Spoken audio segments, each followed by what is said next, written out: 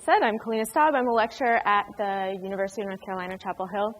I teach Principles of Economics, which is a one-semester micro and macro together class. Teach labor economics, and I also teach a gender and economics course. So I get students at every level of their education. I teach big classes of 400 students, and I also teach one of my labor economics classes this semester is 14 students, which is a really nice change of pace. So today I want to talk to you about some low-cost tips I have to promote student learning in the classroom. So I think as instructors, we all want to, our goal is to maximize our students' learning of the material in our classes, but we face these, on our end, we face some time constraints. There are so many things that we can do, but we have to figure out how to best use our time. So there are so many options that we have when we're trying to think about things that we can implement in our classes to support student learning. We can flip the classroom. We can do really cool creative projects like Rockonomics. We can implement team-based learning, which I think Selena is going to talk about tomorrow. We can try to make our PowerPoint slides more exciting, which you'll see, obviously, I could use some work with. But all of these require a very large fixed cost on the instructor's part. And so today I want to talk about some smaller things that we can do in our classroom that can still show our students that we care about their learning and help support them through the learning process without requiring maybe quite as much time on our end. So the three things that I'm going to talk about today are lecture note outlines that I provide for my students, a lecture closure activity called a ticket out the door, and the last thing are weekly wrap-up emails that I send to my students. So the first thing that I'm going to focus on are the lecture note outlines.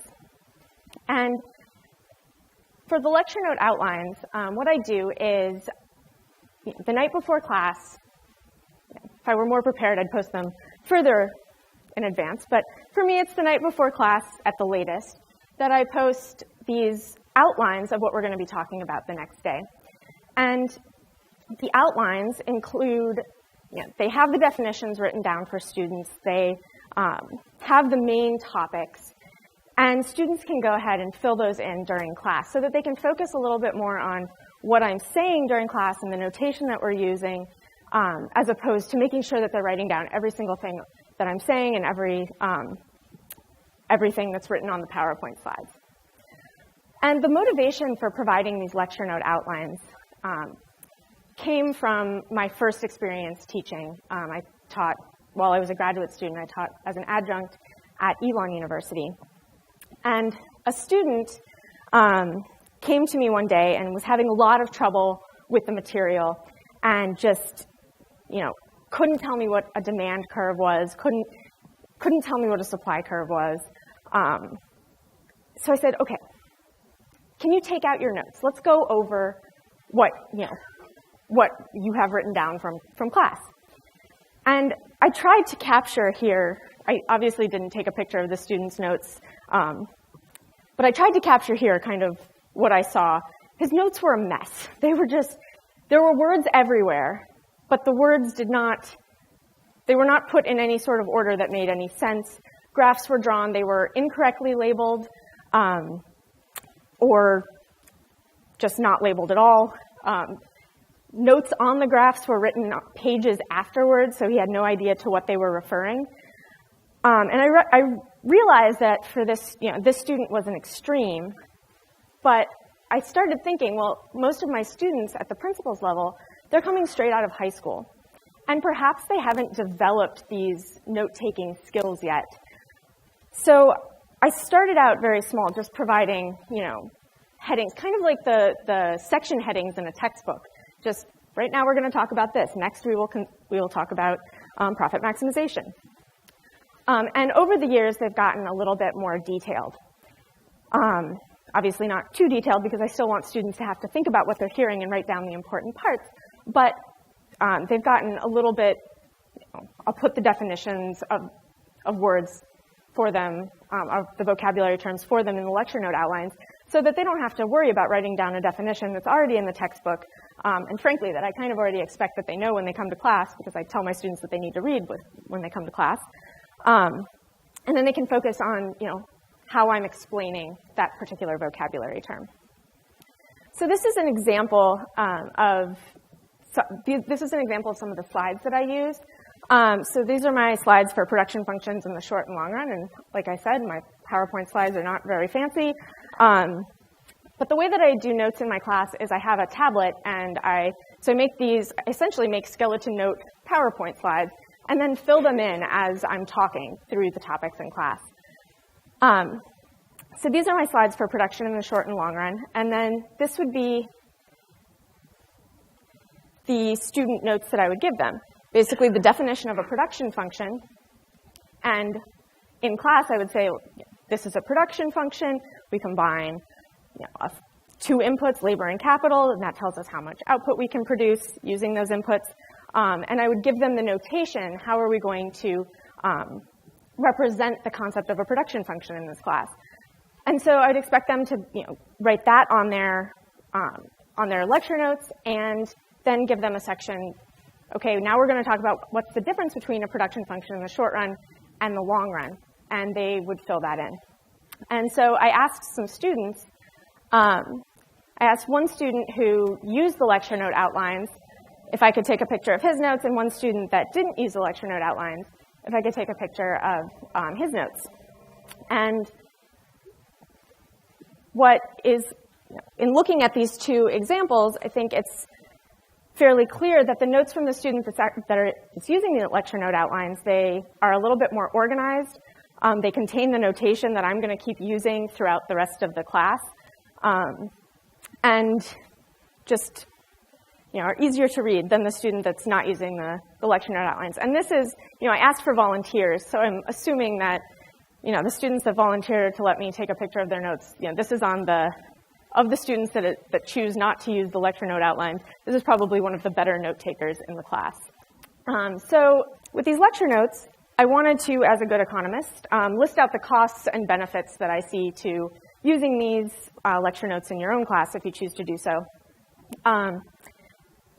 And like I said, these are low-cost tips, so the list of costs is much shorter than the list of benefits. So the first thing is that these lecture notes take time to create. But the time that it takes to create the lecture notes, if you already type up any portion of the notes that you use in your classroom, is very, very minimal. Because basically you can what I do is I just copy and paste what's on my slides and delete out a few things. So you can always just copy and paste, and so the cost is not that big.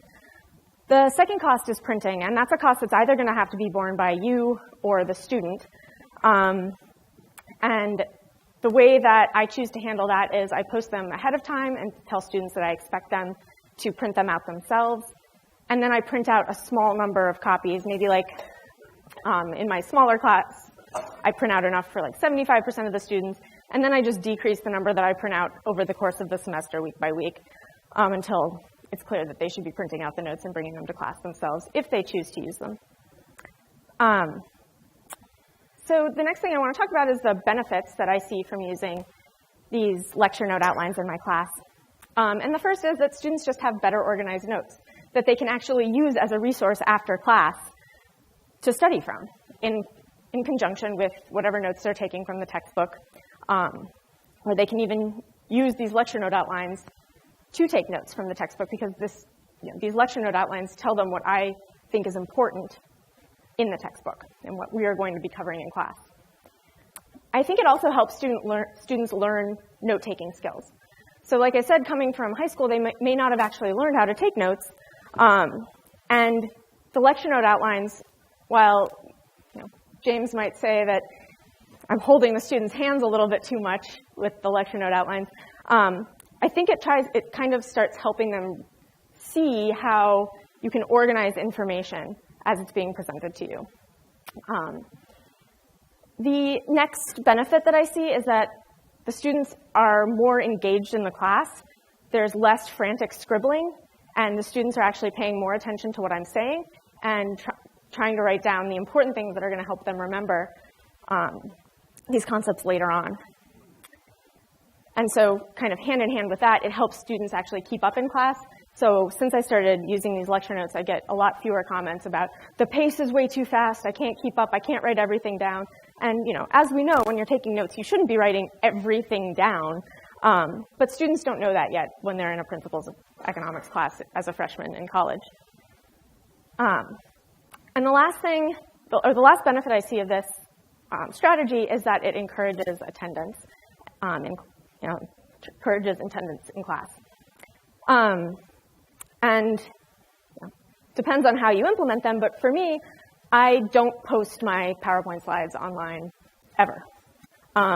So before class, after class. Before class, I post these lecture note outlines, and if students want to fill them in, then they have to come to class. Or talk to a friend and get the notes from them. So I typically have fairly high attendance, even in my 400-person principles class, which I think is, pretty good. So I also wanted to highlight some of the challenges that I faced using these lecture note outlines. And one is that students have different preferences. And so, some students really like the lecture note outlines. Other students find it very kind of infantilizes them, and they feel like they're very childlike. So I try to make it clear that I don't expect them to use the lecture note outlines if they don't want to. They're there for them as a resource, but if they don't want to use them, that's fine. I don't care. I provide the resource, and then it's up to them whether or not they want to use it. And the last challenge is, because I never post any of my notes, students always are, I always get pushback about posting a full set of notes on, on our course management website. But I'm not going to do that anyways, so,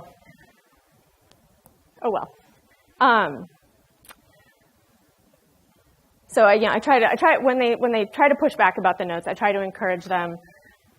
I try to tell them that, you are building a set of skills here. You need to learn how to listen. If I just give you all the information, then you're not actually learning anything. So I try to frame it in the context of promoting learning on their part. I just wanted to highlight some of the strategy gets consistently high feedback or good feedback from students. So I just wanted to highlight some of the things that students have said about the lecture note outlines. So course lectures moved at a good pace, and the course note outlines were great because I did not have to focus 100% of my energy on writing down everything on the PowerPoint. Instead, I could focus on what was being said. The guided lecture notes were a huge plus. And for me, the notes are incredibly useful. As someone who is not very well organized, anything that gives me some level of assistance and retention of information is something that gives me a leg up and an added level of confidence.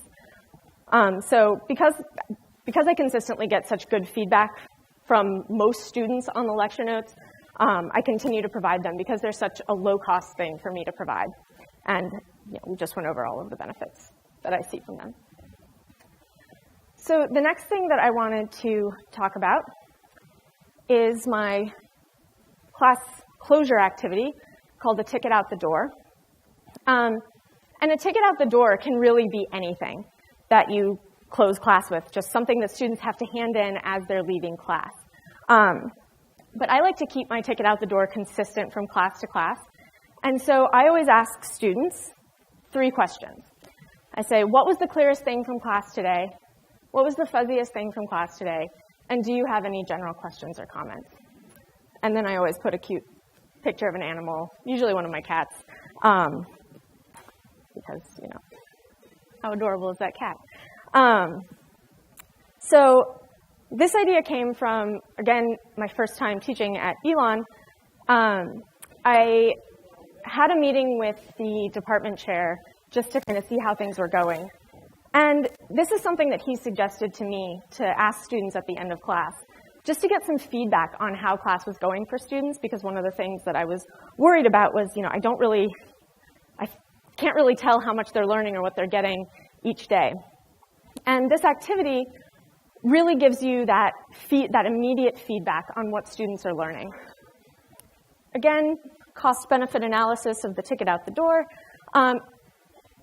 The cost, it takes about 2 minutes at the end of class, 1 to 2 minutes for students to write these down.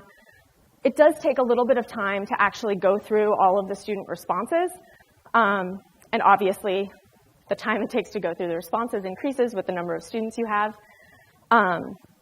But it's pretty, I do this in my 12-person class, I do this in my 40-person classes, and I do this in my 400-person classes. And technology makes it really, really easy nowadays for us to do, get this kind of feedback from students in huge classes. So we use Poll Everywhere at UNC, and I can just, at the end of class, as I'm wrapping up, I can say, okay, don't forget to submit your ticket out the door. Think for a second about the clearest thing, the fuzziest thing, and if you have any general questions or comments. And it just appears on their mobile device as a survey. And then going through the answers actually doesn't take too much time because I can just scroll through the answers, and a lot of them are very repetitive, the things that most students don't get. Most students don't get, so they're just very repetitive. And so some of the benefits, like I just mentioned, you can get this immediate feedback of what students are understanding and also how the class is going from the other side. You also get to bring the lecture to a close instead of just ending abruptly. And it encourages students to actually reflect on what they've just the lecture that they've just sat through.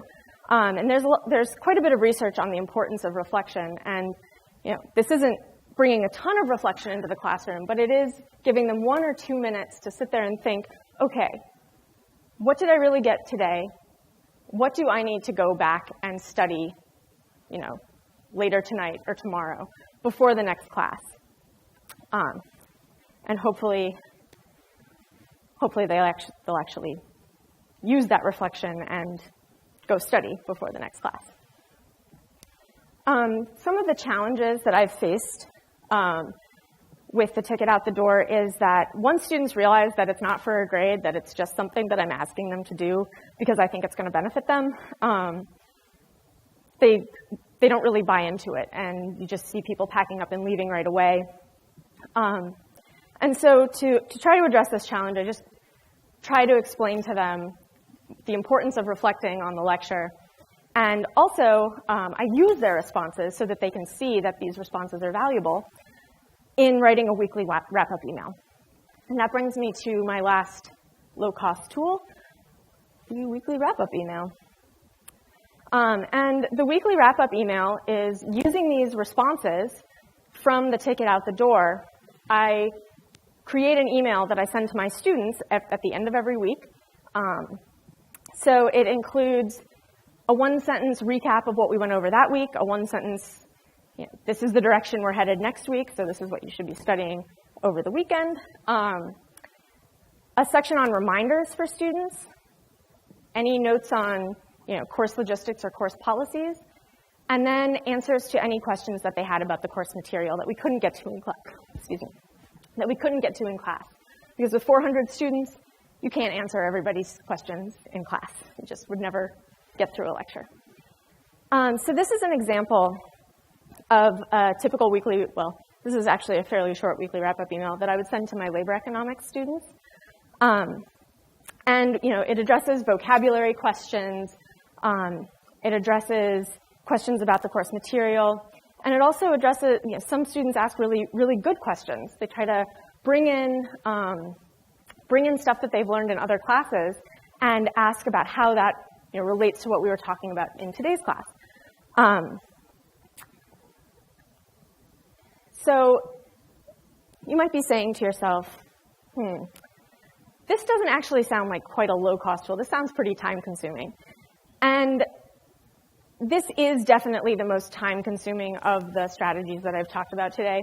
But I do want to, just say the following 2 things. First, if this is something that you did want to try, once you've done it, once you've tried to do these weekly wrap-up emails 1 semester, you'll find that most semesters students have the same questions over and over again. So a lot of my weekly wrap-up emails now are just going back to previous weekly wrap-up emails that I've sent out and copying and pasting from those emails to this new email. And then also, you don't have to get to every question. I try to get to most of the questions, or at least most of the really good questions that students are asking. But you can always, just go through and pick out the things that people seem to be struggling with the most, and respond to those. So in terms of the benefits, especially in a large class and even in small classes, there are people that are just really shy and don't feel comfortable speaking in front of groups. So they're never going to ask their questions out loud.